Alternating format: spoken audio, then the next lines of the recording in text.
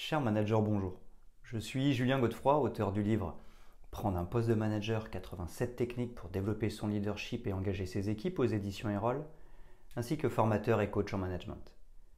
Pour progresser facilement dans votre management, je vous invite tout de suite à télécharger gratuitement mon e-book de plus de 40 conseils pour motiver vos équipes. Vous trouverez le lien dans la description. Pensez aussi à liker, à commenter et à vous abonner à ma chaîne YouTube pour consulter mes dernières vidéos.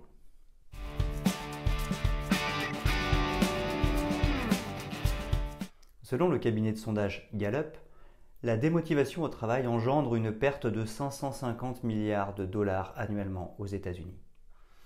Si nous extrapolons ces chiffres à la situation en France, cela équivaudrait à 60 milliards d'euros. Source Gallup et Le Monde. La démotivation au travail se manifeste par un manque d'enthousiasme, de passion et d'engagement dans les tâches professionnelles. Elle peut résulter de divers facteurs tels que le manque de reconnaissance, de perspectives de carrière ou un environnement de travail négatif. Ainsi, les répercussions de la démobilisation et du désengagement en termes de productivité et d'absentéisme impactent directement les finances des entreprises et la création de valeur dans le milieu professionnel. Sans omettre l'effet néfaste que cela peut avoir sur l'ambiance au sein de l'équipe lorsque l'un de ses membres commence à perdre sa motivation. En tant que manager, il nous incombe de prendre des mesures face à cette démoralisation au travail. Nous allons voir les facteurs de démotivation au travail, les conséquences et signaux, les leviers pour l'identifier et une méthode en 8 étapes pour remotiver un collaborateur.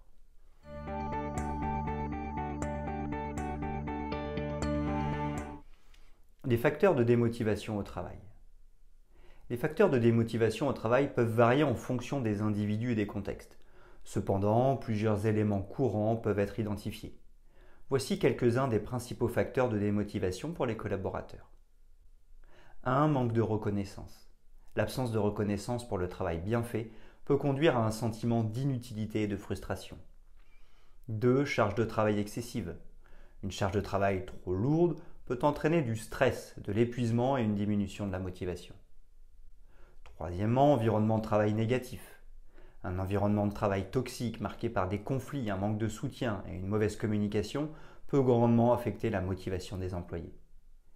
4. Absence de perspective de carrière. Le manque d'opportunités de développement professionnel et de progression de carrière peut démotiver les employés qui cherchent à évoluer.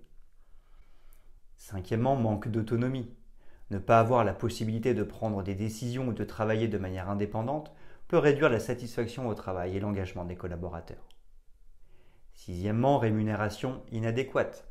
Une rémunération perçue comme injuste ou insuffisante par rapport au marché ou aux responsabilités peut être un facteur de démotivation important. 7. Problème de leadership.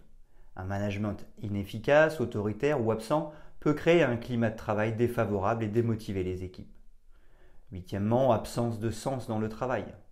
Ne pas comprendre l'importance ou l'impact de son travail peut réduire la motivation intrinsèque des employés. 9. Répétitivité des tâches. Des tâches monotones et répétitives sans variété peuvent conduire à l'ennui et à la démotivation. 10. Problème de communication. Un manque de communication claire et ouverte peut créer des malentendus et un sentiment de déconnexion avec l'organisation. 11. Conditions de travail. Les conditions de travail défavorables comme un espace de travail inconfortable ou des équipements inadéquats peuvent affecter la motivation des employés.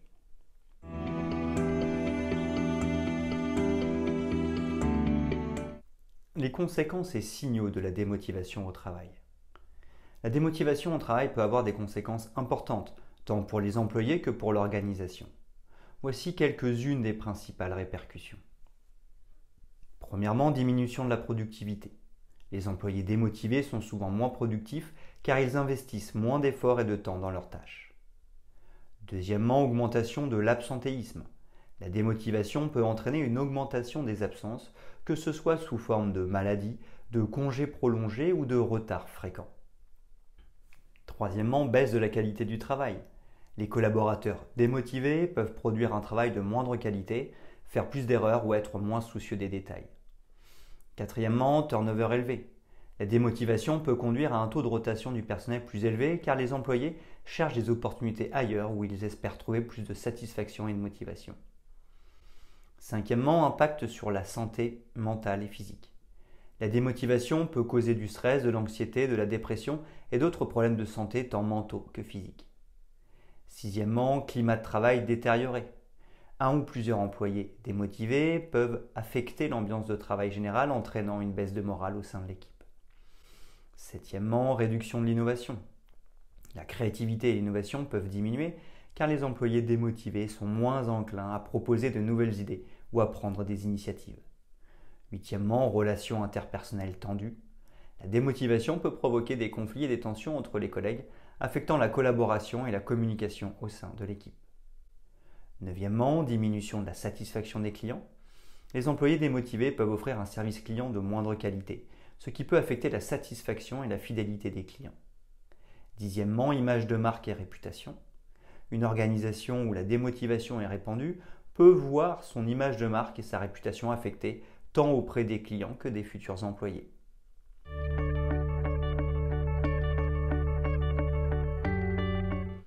Les leviers pour repérer la démotivation au travail. Repérer la démotivation au travail est crucial pour pouvoir intervenir rapidement et éviter que ses conséquences négatives ne s'aggravent. Voici quelques leviers. Observation directe. Soyez attentif aux changements dans le comportement quotidien des employés, tels que leur attitude générale, leur niveau d'engagement et leur interaction avec les autres. Deuxièmement, feedback régulier. Organisez des entretiens réguliers et des évaluations de performance pour discuter du bien-être des employés et de leur satisfaction au travail. Troisièmement, enquête et sondage. Utilisez des enquêtes anonymes pour évaluer le moral des équipes et identifier des problèmes potentiels de démotivation. Quatrièmement, analyse des indicateurs de performance. Suivez les indicateurs clés de performance KPI pour détecter des baisses de productivité ou des tendances négatives. Cinquièmement, observation des dynamiques d'équipe. Soyez attentif aux changements dans les dynamiques d'équipe, comme une diminution de la collaboration ou une augmentation des conflits. Sixièmement, discussion informelle. Engagez des conversations informelles avec les employés pour comprendre leurs préoccupations et leurs ressentis de manière non intrusive. Septièmement, feedback des collègues. Recueillez les impressions des collègues proches de l'employé potentiellement démotivé pour obtenir une perspective supplémentaire sur son état.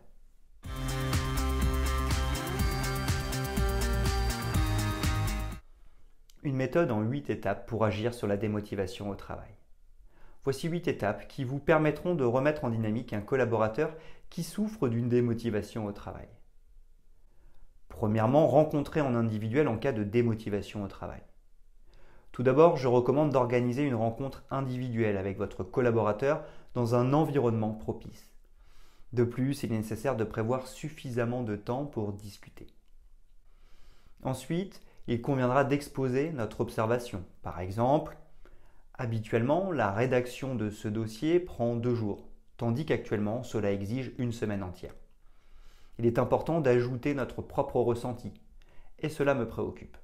En effet, l'observation repose sur une situation objective qui ne peut être contestée de même que notre ressenti. En adoptant cette approche, nous avançons de manière transparente. La relation est placée sur un pied d'égalité adulte-adulte, évitant ainsi toute dramatisation ou spéculation.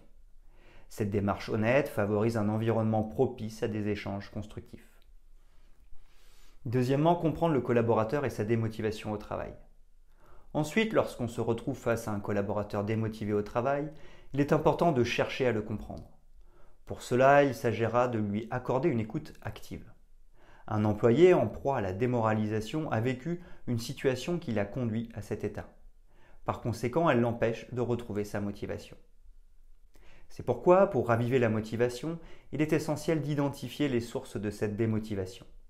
Il est vrai que cela peut s'avérer complexe car l'employé pourrait ne pas être enclin à s'ouvrir à nous. Cette réticence peut être due au fait que le sujet nous concerne directement. De plus, elle peut découler de la volonté d'éviter les conflits ou de raisons personnelles propres à chacun. Enfin, il est tout aussi important de déterminer si le collaborateur traverse des problèmes personnels ou professionnels et si ces soucis sont de nature temporaire ou plus persistante. Troisièmement, chercher l'émotion du collaborateur. Outre cela, en ce qui concerne la démotivation au travail, il est crucial de comprendre les émotions que peut ressentir notre collaborateur. En effet, dans le cadre de notre approche de coaching, nous devons appréhender la façon dont notre collaborateur perçoit cette situation. Ainsi, les émotions sont des indicateurs puissants qui peuvent profondément affecter la motivation. Elles se regroupent en 4 catégories principales. La peur, le collaborateur ressent un sentiment de menace. La colère, le collaborateur ne se sent pas respecté ou ne se reconnaît pas dans les valeurs. La tristesse, le collaborateur ressent un sentiment de perte. La joie, le collaborateur éprouve la satisfaction d'un besoin. Quatrièmement, comprendre comment réagir face aux émotions. Ainsi, si la situation est caractérisée par une relation difficile avec son supérieur hiérarchique et que notre collaborateur est en proie à la colère, cela signifie qu'il ne se sent pas respecté. Il nous incombe alors de rétablir le respect au sein de cette relation afin d'apaiser la colère et de maintenir la motivation et l'engagement du collaborateur. Si l'un de nos employés fait face à un divorce et éprouve de la tristesse, cela traduit un sentiment de perte lié à la rupture. Même si notre rôle de manager peut être limité dans ce type de situation, nous pouvons néanmoins offrir notre soutien pour faciliter le processus de deuil et atténuer les impacts au sein du contexte professionnel. Enfin, si un collaborateur se trouve en conflit ouvert avec un de ses collègues et ressent par exemple de la peur, cela indique qu'il se sent en danger. Il est alors impératif d'identifier la nature de cette menace, par exemple avec la peur de représailles, et d'œuvrer pour l'éliminer. Dans le cas où la peur est infondée, notre rôle sera de rassurer notre collaborateur et de dissiper toute appréhension irrationnelle. Cinquièmement, faire définir l'objectif pour sortir de la démotivation au travail. Désormais, il est essentiel que le collaborateur se lance dans l'action. Pour cela, il est bien connu que plus les employés participent activement, plus leur implication et leur motivation augmentent. C'est ainsi que l'autodétermination joue un rôle majeur dans l'amplification de la motivation et de l'engagement des salariés. L'autonomie et la responsabilisation exercent une influence considérable sur la motivation des collaborateurs.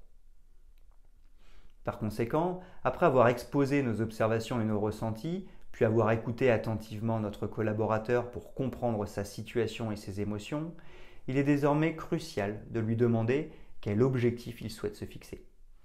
Cette démarche vise à stimuler sa motivation et son engagement. En permettant au collaborateur de définir lui-même son objectif, nous favorisons son implication. Par exemple, si notre employé est en conflit avec un collègue, il pourrait se fixer pour objectif d'organiser une rencontre pour dialoguer. Dans ce cas, nous pourrions l'accompagner et lui suggérer de recourir à des techniques de gestion de conflit et au protocole de la communication non violente. Sixièmement, donner de la confiance et du soutien. Une fois que le collaborateur a défini son objectif, il est essentiel de lui insuffler de la confiance. Pour cela, nous pourrons lui apporter un soutien bienveillant, brisant ainsi le cycle de la démotivation au travail. Il est primordial que le collaborateur ressente qu'il n'est pas seul et qu'il peut s'épanouir dans un environnement solidaire. En effet, lorsqu'il est confronté à une situation difficile, qu'il l'a démobilisé et qu'il ressent des émotions intenses, il a besoin de s'entourer de personnes sur lesquelles il peut compter. En période tumultueuse, nous avons besoin de repères stables.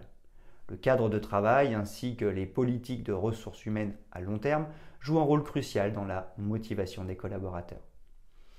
Par conséquent, il est crucial d'apporter un soutien public et individuel à notre collaborateur. Cette démarche publique, si nécessaire, envoie un message puissant et stimulant aux autres collaborateurs. Il est tout à fait normal de traverser des moments difficiles.